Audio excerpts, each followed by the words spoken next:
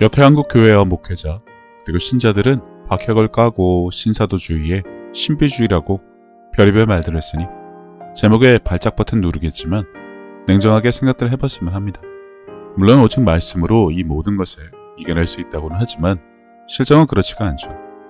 코로나 때문이 아니더라도 한 해에 수십만 명의 신자들이 교회를 떠납니다. 누가 뺏어간 것이 아니라 나가게 만들었어요. 그리스도의 사랑은 물론이고 성경과는 전혀 다른 교회와 목회자 그리고 신자들의 모습들을 보고 실망한 자들의 목소리를 들어보면 지금 교회의 모습은 손으로 하늘을 가리는 지경을 이미 넘어간 것을 누구나 압니다. 그런데도 예전 방식을 고집하는 한국교회, 그 끝은 어떨까요? 무엇보다 목회자들 가족들이 실망은 하늘을 찌르죠. 교회에서 본 것과 전혀 다른 가정에서의 위선적인 모습, 이는 신자들도 마찬가지입니다. 교회는 열심히 다니지만 세상 사람들과 전혀 다를 바 없는 모습들에 그 가족마저 기독교에 대한 반감이 커져 함께 교회 다니기를 거부하는 현실. 교회가 점점 어려워져가는 이유는 다름 아닌 교회와 목회자 그리고 신자들이 만든 결과물일 뿐입니다. 올바르게 양육하지도 받지도 못한 결과란 것입니다. 이처럼 안에서 바가지가 박살이 나는데 누가 이런 것을 보고 교회에 가고 싶을까요? 세상의 방송은 물론이고 그들의 지인들을 통해 이미 교회의 모든 맨 얼굴들이 드러났는데 말입니다. 헌금, 강간, 불륜 등 셀 수 없이 말입니다. 그러나 와중에 이단과 사이비는 그 세력이 커져가고 기존 신자들은 물론이고 불신자들도 다른 종교나 그쪽으로 넘어가는 마당에 언제까지 우리 교회는 아무런 문제가 없다면서 수십 년 목회를 해와도 부흥은커녕 현상 유지조차 하기 힘든 상황이라면 환골 탈태를 해서라도 당장 내 교회뿐 아니라 한국의 기독교를 살려내야 하는데 여전히 이기적인 교회의 안전불감증이 분명 발목을 잡을 것입니다. 신학을 바탕으로 한 교회의 전통, 물론 중요하겠죠. 하지만 객관적으로 그 모든 것이 정말 성경에 기록된 그대로 믿고 행하는지 살펴보자면 과연 당당한 교회, 누가 있을까 싶습니다. 사람의 지혜와 가르침으로 성경을 책으로 연구하고 종교와 전통으로 규정한 것 때문에 삶과 전혀 연결되지 않아 동떨어진 은혜와 감동, 보혈과 회개만 외칠 뿐 사도행전에 버젓이 나온 것은 어떠한 교회를 통해서도 볼 수차 없는 마당에 목회자들이 나서 율법을 숭배하고 신약을 말씀보다 더 높이고 머리에 예수님을 구주로 두지 않은 모습들, 과연 세상과 불신자들 눈에만 보일까요? 주워 들은 것이 있어 우월감에 쩌든 자들이 지적질이나 하지 과연 지금의 문제에 대한 해답을 주던가요?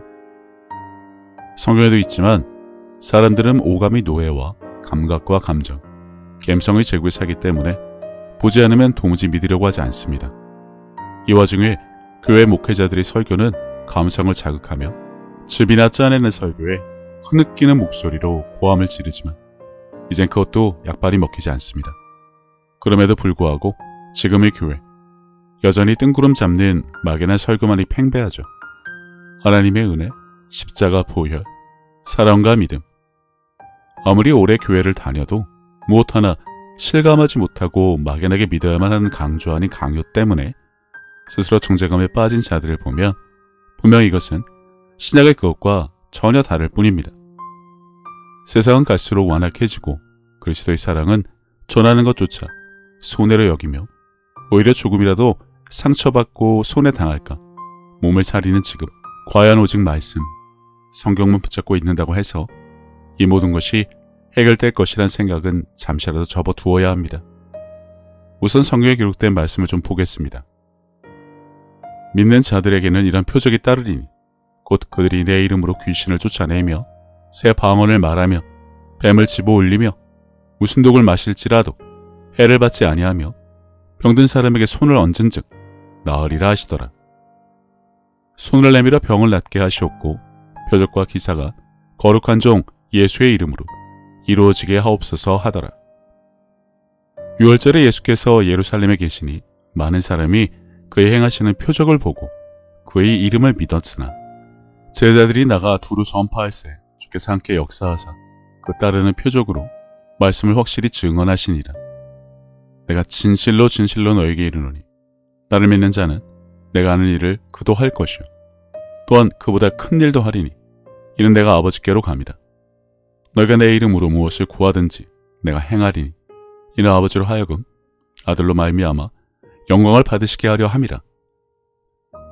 물론 성경에는 표적에 대한 경고도 있고 거짓 선지자나 적 그리스도에 대한 말씀도 있습니다. 그것 때문에 없다, 끝났다란 단정이 과연 옳은 판단일까요? 그것도 주님이 다 말씀하신 것인데 내가 알아서 골라 들으라고 주신 말씀이 아니니 그분의 계명과 말씀과 명령이 무엇인지 분명하게 분간해야 하는데 대부분 부정적인 것만 취하고 있습니다. 현실이죠. 하지만 주님은 분명하게 나를 믿는 자는 내가 하는 일을 그도 할 것이라고 하셨습니다. 하지만 신학은 이를 부정하고 한정합니다. 그 당시 사도와 제자나 가능하다고, 표적과 성령은 이미 끝이 났다고 말입니다. 그렇게 배웠을 테지만 성경에 그런 말은 없습니다. 사람의 해석이죠. 그들의 이해고 주님의 말씀과 다릅니다. 성경 어디에 내가 이 땅에 있을 동안에, 나와 함께할 동안에 내 제자의 한해서란 단서가 그 어디에도 없다는 것을 아시면 됩니다. 이런 것은 아무리 따져봐야 들을 게 없이 이미 다친 자들에게는 아무 소용없다는 것을 너무나 잘 압니다. 그럼 지금 한국에서 일어나는 일들은 앞으로 어떻게 해결을 할 수 있을까요? JMS가 또 이슈가 되어 이단으로 단정하면 그만인 듯 하지만 그렇게 신천지도 그렇고 다 사이비에 이단으로 단정하면 교회가 안전할까요? 부흥이 일어날까요? 이것은 완전히 다른 이야기입니다. 성경에도 우상이 있었고 주님 대신 다른 것을 높인 자들의 이야기도 차고 넘칩니다. 그 와중에 일부 그리고 소수의 그리스도인만 있으면 나중에 이들만 천국 가면 그만이라는 마인드로 목회하시는 분들도 많은데 서로 사랑하고 이웃에게 복음을 전하지 않은 죄에 대해서는 어찌 면피를 할까 싶어요. 다 접어두고 성경대로 하는 것 말고는 아무 방법이 없습니다. 만약 박혁의 태도가 마음에 들지 않으면 성경에 근거한 믿는 자의 표적을 보이면 되는데 그 누구도 아무도 나서서 보이지 못하면서 부정하고 지적하기에 혈안이 되어 있는데 그게 중요한 것이 아닙니다. 앞에서 본 말씀에 제약이 없다는 것을 안다면 지금 못하는 것은 배우지 못한 것, 그것을 보여주는 스승이 없어 수십 년간 성경 연구만 한 것을 누구든 아니 이제라도 변화되면 그만일 뿐입니다. 이미 신자들은 한국교회 목회자들이 설교에 반감을 많이 가지고 있습니다. 분명 성경에는 나와 있는데 왜 보여주지도 못하고 아니라고 부정만 하는지 말입니다. 교회의 현상 유지, 이대로 가면 기존 신자도 그냥 다 떠나갈 것입니다. 이단과 사이비에 빠진 자들을 다시 불러 모으게 하는 것은 이미 목회자들이 그들을 정죄하고 방치했으니 그 죄에 대한 책임도 나중에 지겠지만 사람들이 교회로 다시 몰려오는 것, 누구나 바라는 것 아닐까요? 그런데 여태 해온 목회로는 이미 수십 년간 성과가 없었으니 방법을 바꿔야 한다는 생각, 왜 하지 않을까 싶어요. 세상은 말입니다. 기업이나 회사나 어떻게든 살아남으려고 그토록 많은 인력과 돈을 투자해서 뒤처지지 않으려고 정말 죽을 힘을 다해 발악을 합니다면 기독교는 종교 시설이니 그냥 성경만 붙잡고 있으면 된다, 설교만 잘하고 말씀만 제대로 전하면 된다는 아니란 생각은 다시 말하지만 안전불감증의 하나일 뿐입니다. 말씀이 여전히 살아있다는 것을 따르는 표적으로 보여주지 않는다면 지금 당장에 별 문제 없겠죠. 장년과 노인들이 헌금을 내주고 있으니. 하지만 다음 세대는요? 그들이 남아있을까요? 그때까지 잘 버티고 은퇴할 생각들에 교회를 사고 파는 일에 정신이 팔린 목회자가 그렇게 많은데 은퇴하고 연금 받을 생각에 무사한 일로 지내는 일은 멈췄으면 합니다. 신자들이 지켜보고 있습니다. 지금 당신들의 교회 목회자가 무슨 생각으로 목회를 하는지, 은퇴만 보고 사는지, 아니면 성경대로 변화되려고 노력을 하는지 말입니다. 성령을 받게 하고 성령의 가르침으로 여지껏 들어본 적 없는 성령의 깊은 말씀을 알려주는 곳은 한국에 정말 극소수입니다. 물론 기적이니 체험이니 성령 어쩌고 하면서 무당 같은 쿤달린이 방불케 하는 곳도 많습니다. 하지만 반대로 보자면 목회자들, 온갖 악행으로 비난받는 목회자도 차고 넘치는 마당에 무조건 표적 신앙은 잘못이라 할 수 없습니다. 목사나 사역자나 정신 나간 수준 미달의 사람들 차고 넘치니 분별력을 갖고 올바른 선택만 하면 됩니다. 근본 없는 성경 지식에 어거지에 억지에 우기며 조롱이나 싸지르는 신자들 어디에서든 볼 수 있습니다. 사역자나 목회자나 양쪽 진영에 달려드는 무지한 자들을 말합니다. 물론 그들이 누구에게서 무엇을 배웠기에 이러는지 알 필요도 없고 지금 그런 것이 중요하지 않습니다. 목회자의 의지입니다. 배운 것으로 한평생 해먹고 갈 것인지 정말 다음 세대를 위해 성경적인 삶을 살 것인지 말입니다.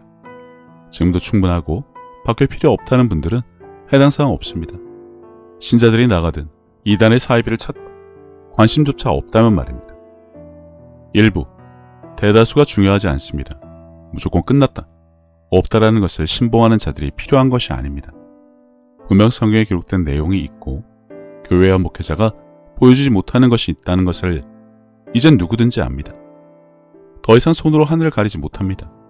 주님이 언급하신 주님의 일, 믿는 자에게 따르는 표적을 보이는 것은 너무나 당연한 것입니다. 여태 주변에서 같은 목회자들이 미쳐 돌아간 것이나 무당같이 군 사역자들이나 박혁이나가 중요하지 않습니다. 목회자 스스로 성경에 기록된 올바른 표적을 보인다면 세상은 그리고 사람들은 분명 달라지고 교회로 몰릴 것입니다. 더 이상 고리타분한 설교에 의무감에 교회에 나가 헌금이나 내는 자들로 머물지 않을 것입니다. 여태 고수한 것처럼 주님이 무엇이라고 하시던 이와는 상관없이 나름 배우고 해석한 지식을 바탕으로 이 모든 것이 분명 끝이 나고 더 이상 없는 것이 확실하다면 방법은 없습니다. 하지만 그렇지 않다면 방법을 찾으시기 바랍니다. 올바른 표적을 보여주던가 성경의 모든 말씀이 아직도 유효하다는 것을 삶으로 나타냄으로 직접 보여주기 바랍니다. 주님은 절대 지금 교회가 주장하는 것처럼 머물러 있으라고 하신 적이 없습니다. 그 어디에도 말씀의 유통기간이 있지 않습니다. 제약사항도 없습니다. 오직 믿는 자만 필요할 뿐입니다. 그분을 믿는 자는 성경에 기록된 것처럼 그분이 하신 일을 한다고 하셨습니다. 주일 설교, 프로그램 운영이 절대 아닙니다. 말씀을 사람의 지식으로 제한하려 들면 안 됩니다. 성경 그대로 믿음으로 살아내는 것을 보여줄 수 있는 자리로 올라가기를 바랍니다. 올바른 스승에게 배우지 못해 안 하는 것이고 지금 못하는 것뿐입니다. 올바른 스승은 이미 성경에 다 기록을 해두었습니다. 사도행전 29장을 써야 한다고 말만 하지 말고 실천하는 교회가 늘어났으면 합니다. 주님은 이미 세상을 이기셨습니다.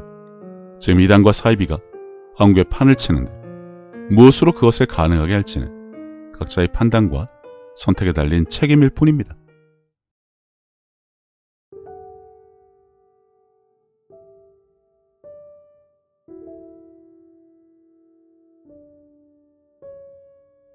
예수님께서는 내 마음을 다하고 목숨을 다하고 뜻을 다하고 힘을 다하여 주 너의 하나님을 사랑하라 하신 것이요.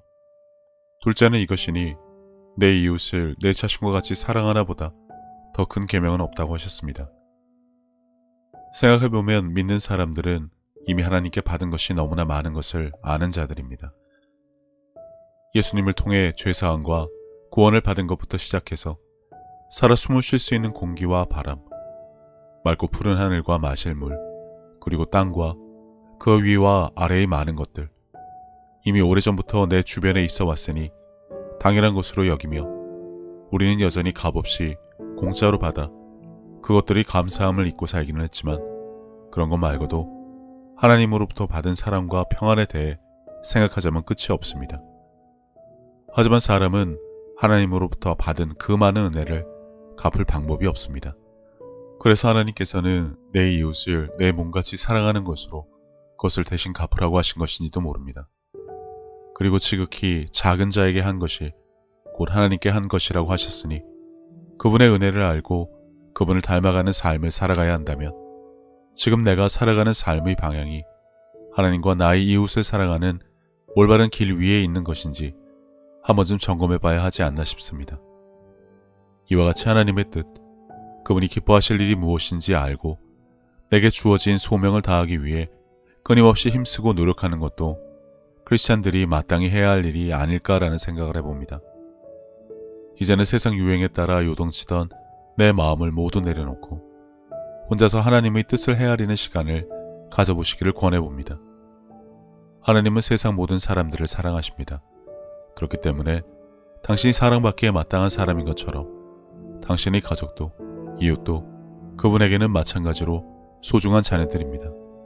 당신이 어려운 상황을 겪었을 때 하나님께서 당신의 삶에 관여하실 수 있도록 마음의 문을 열고 그분을 신뢰하며 동행하는 삶을 살아왔듯이 이제 당신도 다른 사람들에게 먼저 다가가서 손을 내미는 귀한 삶이 되어 주시기를 바랍니다.